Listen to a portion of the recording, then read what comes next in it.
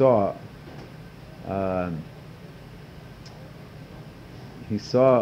anything. There was a vessel he saw, and he realized that this vessel, the one who made it, was blind with one eye. So the way we look at it, the spirit, it looks like, oh, it looks like that probably wasn't straight enough, so you could see. No, the way Chassidus explains is because how could you see it? Because seeing that you see the keach hapel benifo, the godly energy in everything. The Alter Rebbe said before he passed away, he asked the son Tzemach Tzedek, "What do you see?" So he says, "What do you mean? I see the balcony." He says, "Believe me, I don't see no balcony. I don't see no beam. I see the keach hapel benifo. I see the godly energy that is creating it." So what does this mean? It's not only what he sees, that because really there's no such thing as a physical beam. A physical beam doesn't exist. A physical beam, it's Hashem is causing it to be, but it's not only Hashem causing it to be. This is the real existence of this being. This is the real existence of everything in the world. So this is giving us a little understanding when we say the concept, when we say whether we say it's a garment or it's a house. Metaphorically speaking, in other words, for a mashal. In other words, when we say a house, we say it's a general. There's no specific connection to this person. Yeah, it could show if the person is rich or poor or something like that, but there's no specific connection to the measurements of the person. A lavush, a garment, is yes specifically measuring a person. So when we say the idea, when the Rabbi Yitzchak Adichevit compared it to lavush, what is the idea of comparing to lavush? What is the point here to bring that? And that is mainly going to be in Beis Hamikdash HaShlishi, that we're going to see everything, the reflection of godliness, which is, reflection is not the right word. That means the way everything in the world is just mirroring this essence of godliness, and that is everything in the world. And this is a result how it's going to be in the Beis Hamikdash, because the Beis Hamikdash HaShlishi, the third temple, is going to be in such a way. Not only we're going to see in general this is a holy house for Hashem, we're going to see in every individual aspect of it the way it's connected to this level in the spiritual realm, in the godly realm. This dusha, this is that is this house, that is this room, that is this mizbeach, that is this. What is this? What does the Rabbi Yitzchak Adichevit say? The idea here is it should become Kamei Teva. Why is Hashem showing the third temple and this Shabbos that in order that this, just like in the prayer in the Moshel, that the Father is showing him the garment, you'll be good.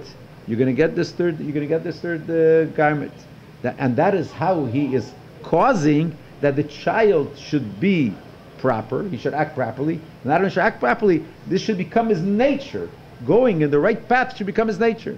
So showing the Beis Hamikdash HaShlishi, the third temple, what Hashem shows us in Shabbos, that is a way of causing by Bnei Yisrael that we should be worthy of getting a Beis Hamikdash, which means that our action, our service of Hashem, this is our nature. What does it really mean, service of Hashem is our nature? What does this really mean? A person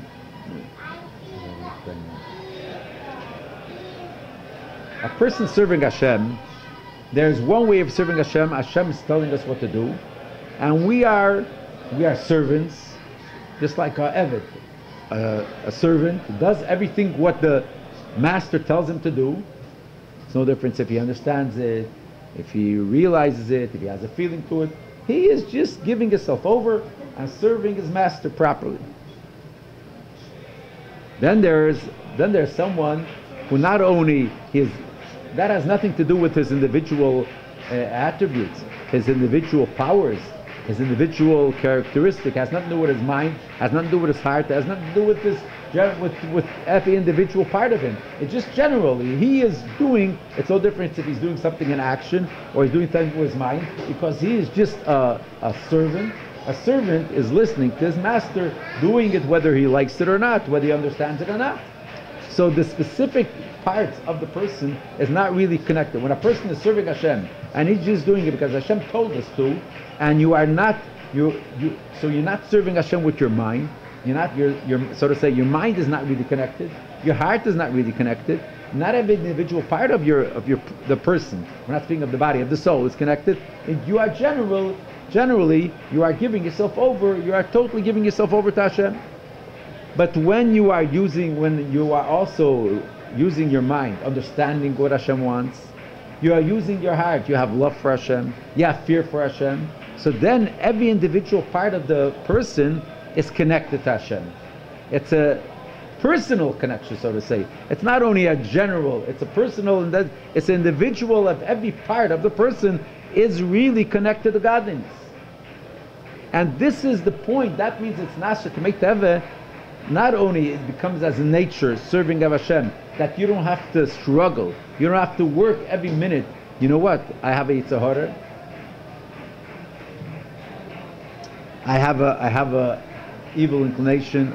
I have an animal soul, and he wants to be free. He wants to do what he wants, and then he has to struggle. It has to be everything he has to work on. No, I have to do what Hashem wants. No, if he has a feeling and he has understanding and he has an emotional, whether fear or love and everything in the body, so then every part of him is really connected to Hashem. And that is really what what means Kamei Teva. This becomes every part of him is connected to Hashem, not only in general that he's serving Hashem. It really goes like this. When a person has love for Hashem, a person has fear for Hashem. It depends. With Sidus we have a long discussion. A person there's all kinds. There's a person who's created, or a person is by nature. There's some people who by nature are good-hearted people. There's some people by nature they are more in the Kavach Gvura. And each one. So instead, what do you mean you're serving Hashem? Instead of having love for worldly things, instead of following your taivas, your heart desires for worldly affairs or gashmistic or materialistic affairs, you are working on yourself and you're thinking of the greatness of Hashem and you love Hashem. Or if someone has by nature, he's a person who is a strict person, who's a gvura person, he's a very strict, so he is a kochadik person. So instead of using it for fear, for not proper things, he's using it for fear of Hashem. That's still not Kamei Teva. In other words, he stays with his nature, but instead of using his nature for Gashmis, for all the affairs, he's using his nature for Hashem. Then there's a higher level, that it's no difference what his nature is. Even he was created, or he is accustomed to the nature of love, or nature of good-hearted. When sometimes you need to act in a strict way, you're acting that way. Why? Or just the opposite. Someone who is by nature, he has the teva. It's a whole long Gemara. It says if whoever is born in Mazel Madim, you should know this and this.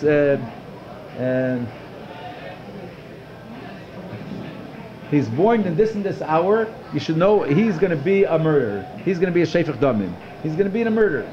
So what should you do if someone knows when he was created?